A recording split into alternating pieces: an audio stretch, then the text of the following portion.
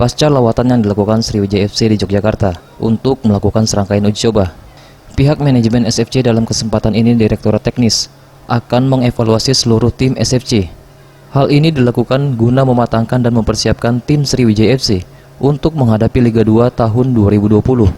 Hal ini seperti yang disampaikan Indra Yadi selaku Direktur Teknik Sriwijaya FC. Dirinya akan melakukan pembicaraan dengan coach dan asisten manajer guna mengevaluasi hasil yang diraih SFC pasca TC di Yogyakarta. Apakah sudah ada formasi yang terkonfirmasi dan apakah ada kemungkinan ada degradasi dari para pemain? Adapun evaluasi tak lepas juga dari kinerja para official tim. Kenapa kita mengevaluasi ini? Hal-hal ini menjadi penting buat kita ke depan. Artinya selama kita melakukan TC di Jogja kemarin, apakah tim kita sudah memang menunjukkan progres yang baik? Apakah tim kita ini sudah punya komposisi secara tim yang coach bisa menjelaskan itu bahwa kita sudah punya the winning team?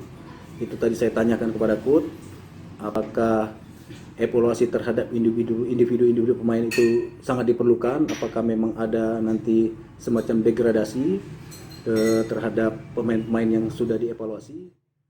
Adapun dari TC yang telah dilakukan SFC di Yogyakarta, SFC harus menelan 2 kekalahan dari 2 tim yang bermain di Liga 1, yaitu kalah 0-1 dari PSIS Semarang dan kalah 0-3 dari Persipura Jayapura.